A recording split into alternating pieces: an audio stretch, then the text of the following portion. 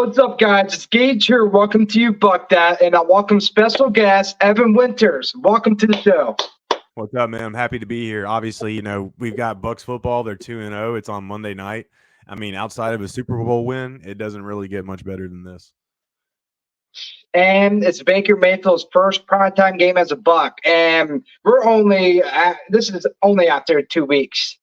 And we're 2-0, like you just said, and it's going to be top tier. I think it's going to be one of the best games we've seen this year. Yeah, I mean, it definitely has the potential to. Obviously the odds are stacked against the Bucks, but I mean, especially like as a Eagles fan, not that we are that. I'm just talking about, in terms of Eagles Yeah, fans in general. And then obviously for Bucks fans, we were talking a little bit about this before you started recording. There's a lot of history here. It dates back as far as the late 90s. I mean, I remember I remember as a kid in middle school being a Bucks fan, and I had this. He was a buddy of mine, but he would always, just like a good buddy would do, he would always rag on me about certain things, and one of those things was the Eagles always kicking the Bucks ass in the playoffs, and I think it was 2001. No. Yeah, 2001. Whenever the last real bad Eagles defeat, I think it was like 31-3 or 31-7, something like that. Either way, it was really, really bad. The year that Tony Dungy got fired, he was making fun of me that year, like, oh, how about those Bucks? And then sure enough, we had carpentry class the following year, 2002, which was my freshman year in high school. I'm dating myself, but whatever. And we had carpentry class in that second semester when the Bucks won the Super Bowl.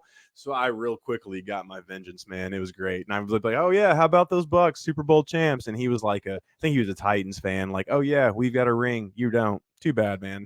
It's funny. It's funny how quickly the tables can turn these days.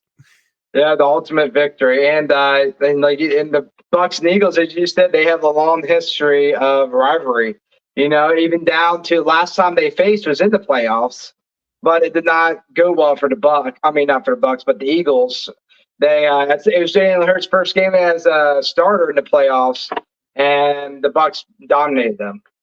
Yeah, they absolutely controlled that game, and but obviously a lot of things are different. And Oh yeah, Jalen Hurts has definitely grown, obviously leaps and bounds since that game. But you're absolutely right, and you've got to wonder, again, different play callers, all that other stuff. They didn't have AJ Brown in that game, but still, you've got to wonder. At the end of the day, Nick Sirianni was building that team in his vision, in his identity, so on and so forth, even if he didn't have the parts. So at the end of the day, you think about it as the foundation to your home. Yeah, 6 years might have passed, 10 years might have passed, but the foundation is still the same. The tendencies, the philosophy, all that stuff is still the same. So if the Bucks picked up a pretty decent beat on that, especially playing them twice in that year, there's reason to think that they could pick right off where they left. It's going to be a lot harder, especially if oh yeah. Carlton David. Yeah, it's going to be a lot harder. But yeah, I mean, there's reason to think that hey, they could certainly pick up where they left off. Yeah, and these 2 weeks, the Buccaneers, even before this season, a lot of people are saying, "Oh, they're going to win 2 games. They're going to win 6 games." They're not in the playoffs. They're not even a question to win their division. Even Peter Kane said we win 2 games, and we've already accomplished that. A little earlier than he thought, but yeah, a lot of people doubt the Bucks, and this is going to be a big test for Baker Mayfield because he really has everyone has no expectations of him. He hasn't really been known since the Browns. When he won their first playoff game, and after that, he went from team to team, the Panthers, Rams, and now he's with the Bucks. And with the Kyle Trask and Baker Mayfield battle, no one really expected much from either quarterback during the season. And now there's a little bit of can Baker Mayfield actually do this, or is this another replay of what he was with the Browns, as they call it, the Baker Mayfield cycle? Yeah, I think a lot of people really underestimated what he went through last year. And even 2 years ago in his last season with the Browns, he had the shoulder injury the entire 2022 or 2021 season. And then last year, he even talked about this back in March, all off season last year in 2022. he had to rehab that shoulder. So while he was rehabbing, he couldn't go to workouts. He couldn't practice with his teammates. I mean, he wasn't like Tom Brady in 2020 getting everybody together on a high school football field, during COVID. Like, he couldn't do stuff like that. So that really affects your preparation going into the season. And this year, he didn't have to worry about anything like that. He was out there at OTAs. He talked the other day about, I think it was yesterday, about how, everybody really got together early on to try and figure this out and get things going. And yeah, it's paying off. And two, I think also Dave Canales' approach, he talked about it in May, I believe, where he was talking about, hey, I'm taking this one day at a time, essentially. If somebody's got questions, we're going to make sure they understand the answer to that question before we turn the page. We're not just going to explain it, hope they get it, and then move on. We're going to make sure that they fully understand. That way we can fully take the next step. And that helps speed things up as well. Obviously, there's still a long way to go. It's only 2 weeks, and teams don't have tape on this offense. Let's see what happens in 3 or 4 more weeks when teams have 4. Every team likes to watch their opponent's last 4 games. That's typically how the tape watching cycle goes throughout the season. So let's wait till week 6, when teams have some tape and we can see what the Bucs are doing then. But right now, I mean, it's an encouraging start, man. And yeah, I mean, if they can keep up this offensive creativity against the Eagles, and we'll probably touch on this here in a minute, but it all starts up front. But if they can keep up, what they've done over these last 2 weeks in terms of picking their spots, which I think they've done pretty well, again, there's a chance they can win this game. And like you said, like this team, what I've seen, like I watched on field mic up. Like Baker Mayfield's mic'd up, and the players. The one thing that really came out to me last year, this seemed like everyone didn't really want to be there. Everyone was like, "Man, it is what it is." And Tom Brady was obviously going for some personal matters. Baker Mayfield with his team, everyone's getting pumped up. You saw, I'm not sure if you saw, but like after the Bears game, going to that locker room, Baker Mayfield's hyping everyone up. And even Todd Bowles, who doesn't show any emotion, this is probably the first time I've ever seen him freaking yell in the locker room. He's like, yeah! Like the excitement of this team, even Devin White, who won $100 million this season, was like, I made a mistake even trying to get away from this team. This defense, this team is special. Yeah, you bring up a really good point. You think of whenever you talk about just people kind of being out of it last year. I mean, the first thing that comes to mind is Mike Evans. He had just a really bad year, and him and Tom Brady, even though he hit 1,000 yards and all that other stuff, it just wasn't, your typical Mike Evans year. And there just seems something to be off between him and Brady. That 1 week where Russell Gage was just like, yeah, I don't know. We're just not really trying out there. I mean, yeah, there was just like this despondent aura surrounding the team last year. And yeah, you're on to something, man. Like this year, it's a lot more together. And yeah, I think it has. I do wonder, like you kind of got my brain going right now. I wonder if like this might sound crazy, but I wonder if like, and I'm coming up with this off the fly, so that's probably why it might sound crazy. But I do wonder if like the pressure of playing with Tom Brady got to everybody last year, and then now this year they have a guy who's shown he can play, not at the level of Tom Brady, obviously, and Baker Yeah. Mayfield, but he's an underdog. He's pushing them, they're pushing him. I do wonder if that creates some kind of chemistry, man. I'm gonna be tracking this a little bit more over these next few weeks. Now, that's a good point on your end, man. And yeah, it's definitely something to watch, and it's definitely something to think about for sure. Yeah, and and I'm saying like now you're making my brain work now here. Like, man, you're on to something, man. Maybe like because Tom Brady, you expect Super Bowl or bust. Like every year, there's a lot of pressure on your shoulders. And Tom Brady at the season, like this team has so much pressure on them that you're going gray hairs. You're like, man, what is this team doing? Because they're expected to ball out throughout the season, and they did it.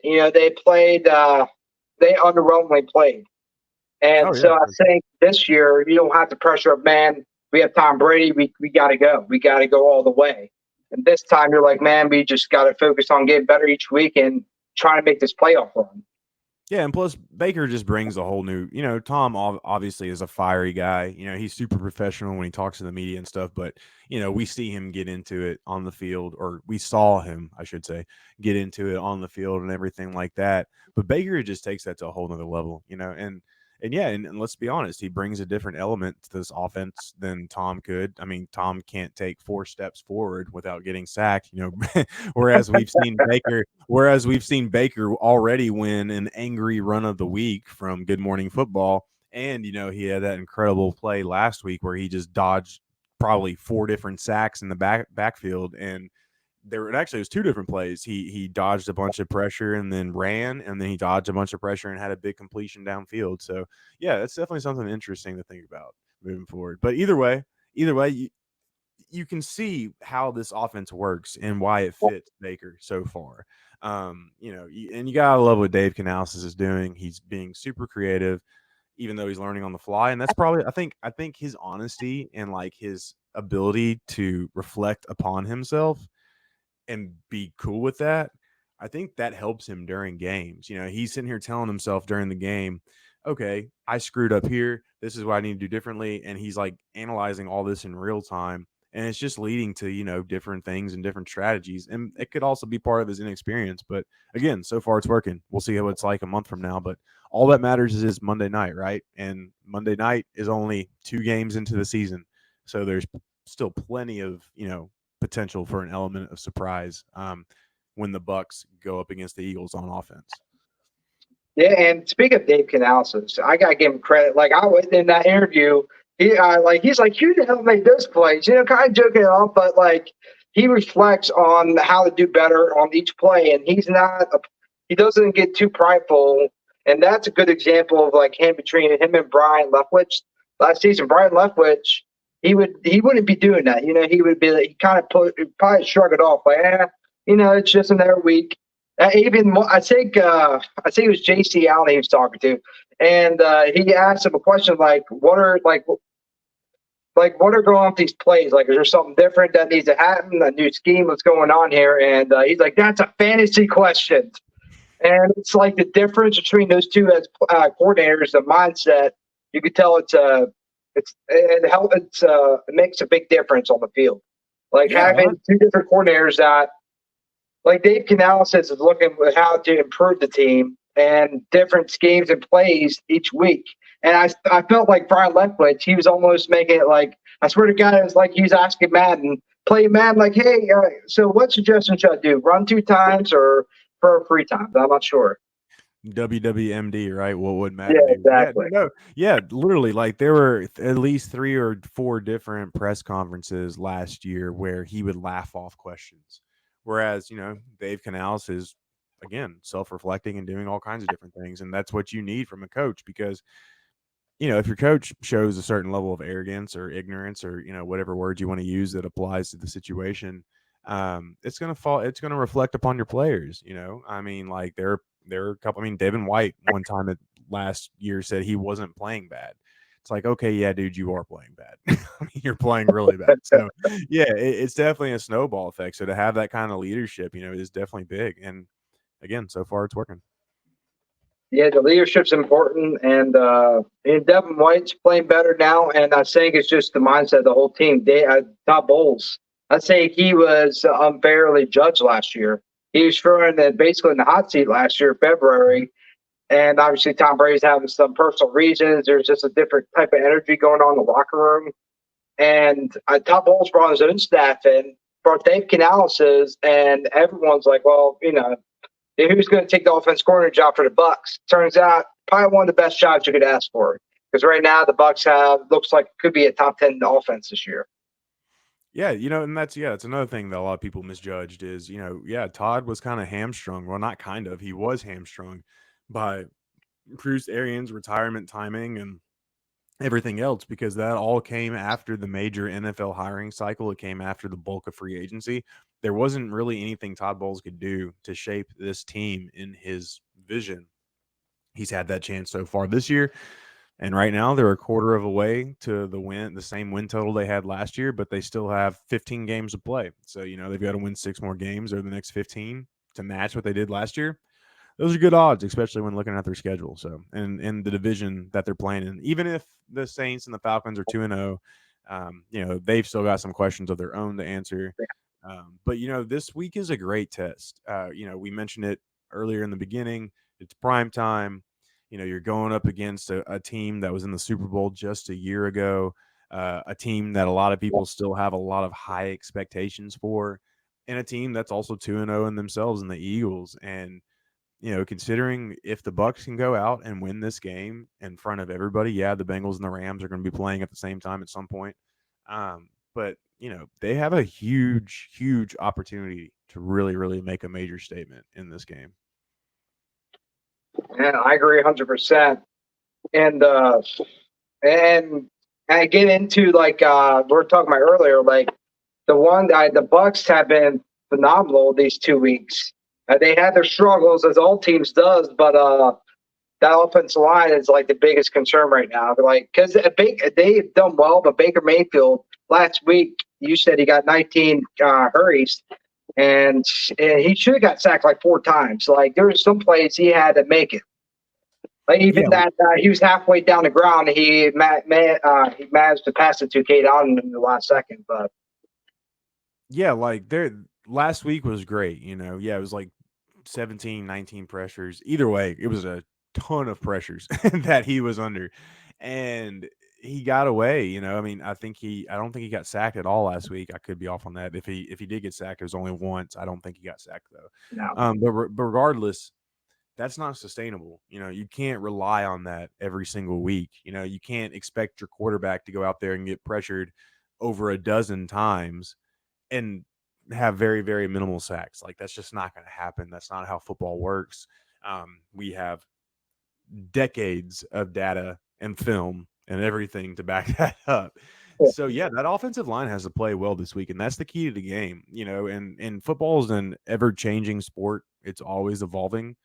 But the one thing, that has stood the test of time, it's almost like Seinfeld. If you're a Seinfeld fan, I don't know, you might not be, but either way, yeah, it's the one thing that stood the test of time in football is that everything starts up front on offense and defense, and this is easily the biggest challenge that the Tampa Bay Buccaneers offensive line is facing in this young season. Todd Bowles said yesterday, "Hey, it's not just about this starting four, their depth players can start on other teams." I'm paraphrasing, but that's essentially what he said. So yeah, I mean, this offensive line, they have to be on point every single snap in this game. Even whenever the Eagles send in their rotational guys, those guys like Milton Williams, that dude's a monster. That dude's a beast. Like I loved him coming out of La Tech a few years ago. But yeah, they're gonna have to be on they're gonna have to be on their best game every single snap. Can they do that? I don't know because they haven't done it so far, despite the Bucs, being 2-0. So that's definitely going to be the biggest challenge in this game for sure. yeah, and with the Eagles front line, man, they got basically the Georgia team from last season championship. It's going to be tough. Yeah, for sure. And Jalen Carter's been the game record that a lot of people thought he would be. And then you got Jordan Davis, and you got Montez Sweat. I mean, you just got all kinds of people, and it's just absolutely crazy. Just how good that pass rush is. And Fletcher Cox, God, I almost forgot Fletcher Cox, one of my favorite players of the last decade. He's a monster too. So yeah, it's just crazy how talented that defensive line is. Yeah, the Eagles. That's one thing that concerns me. Like that defense is, it's no joke. Yeah, and you see it with the Vikings. They faced them on Thursday night and they forced fumbles. They were all over Kirk Cousins. Like that defense, it's no joke. And the Buccaneers. I want to be optimistic and say they can win this game. It's very possible, but the offensive line. It's just, I am not being I get outside my Buccaneers fan. I think it's gonna be a close game, but I think Bucks are gonna give up too much. Yeah, and sorry, I said Montez Sweat. I meant Josh Sweat. I always get the Sweats confused. But yeah, no, you're absolutely right, man. And then I completely didn't even mention Hassan Reddick. But you're absolutely right. I mean, this is the matchup for this game.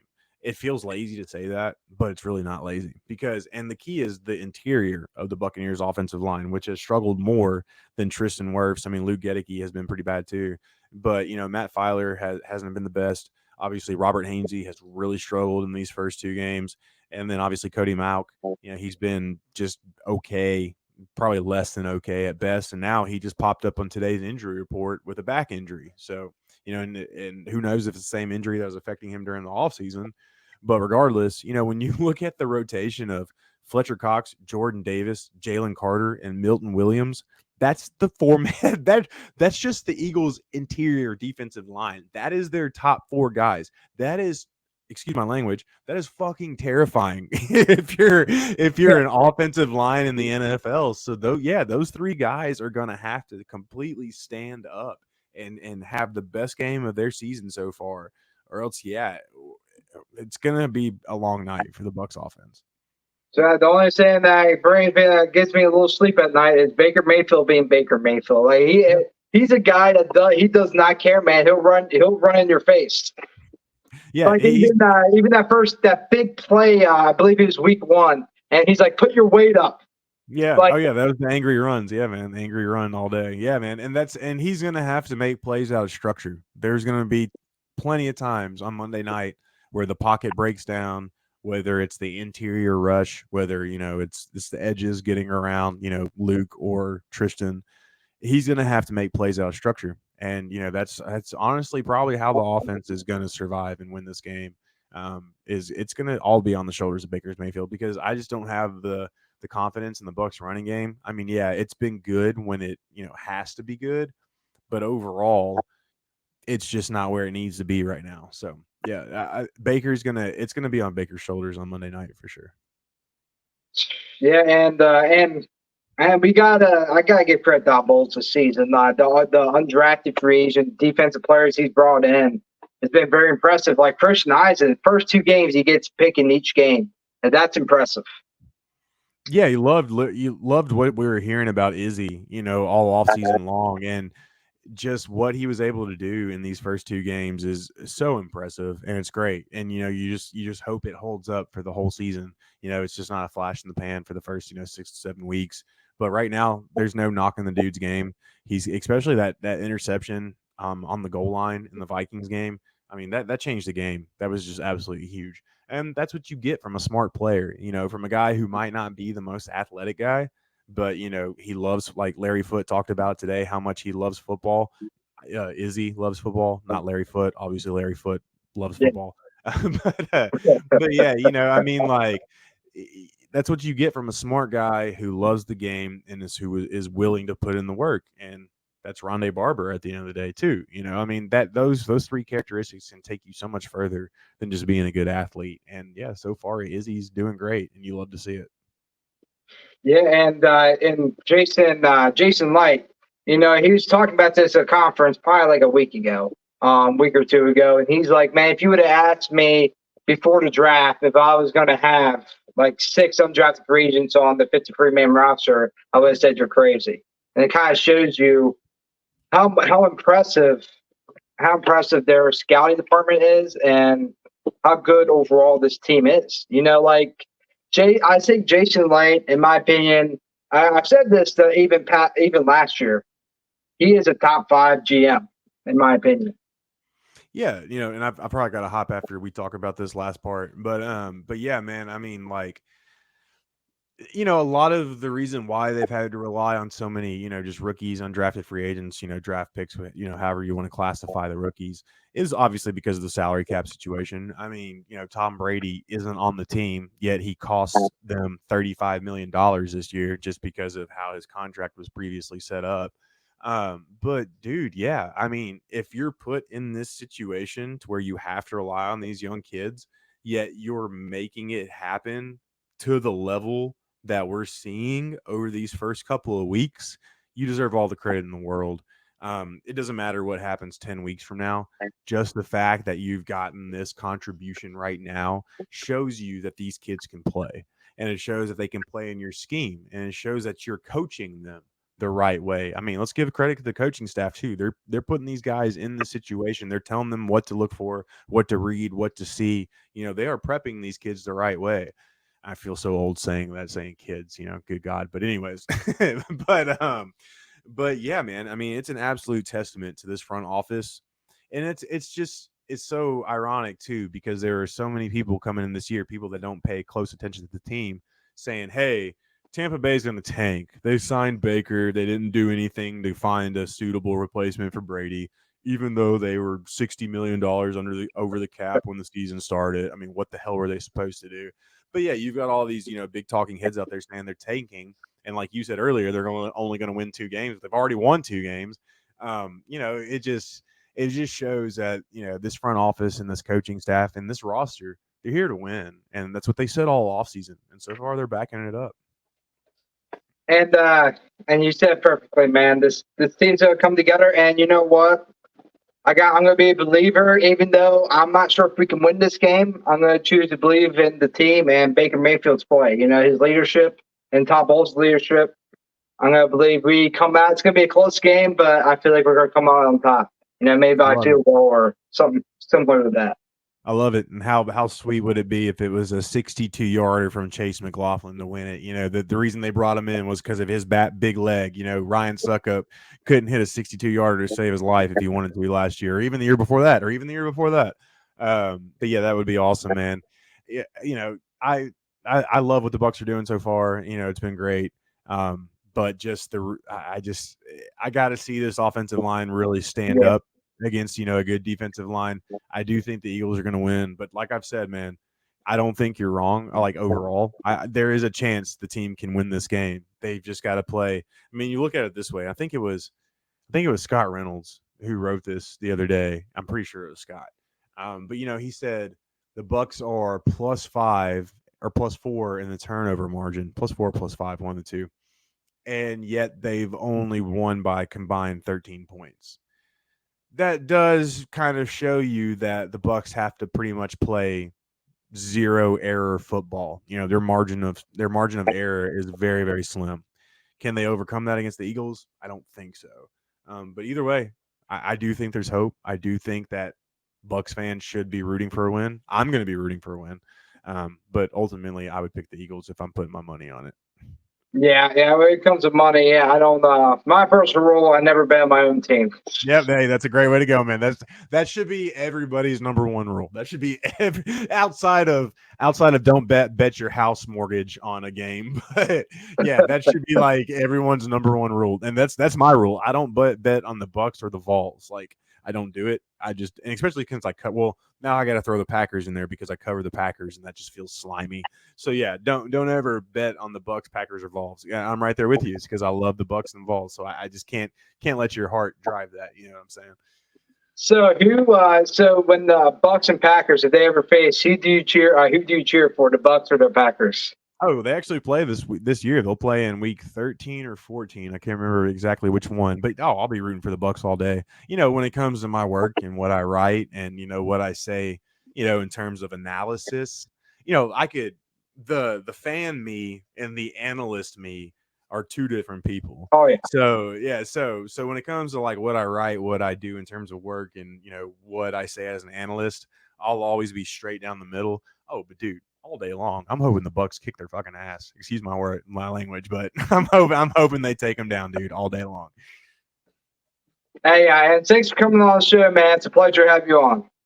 Yeah, man. Anytime. Yeah, and let's go Bucs. Let's hope they get it done. Monday night, Rondé Barber, celebrating him that night. They're going to give the Eagles a little bit of PTSD, hopefully. Let's get it done. Hopefully there's a big win. And the big message for this game, do it for Rondé. Okay, we're going to do it for Rondé Barber. We're going to get this win somehow. I don't care how it happens. We're going to get this win.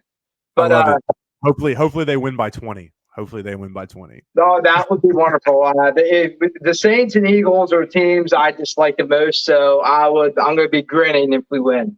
Same here, man. Same here. I hope you guys enjoy this video. Like and subscribe, and I hope you buck that.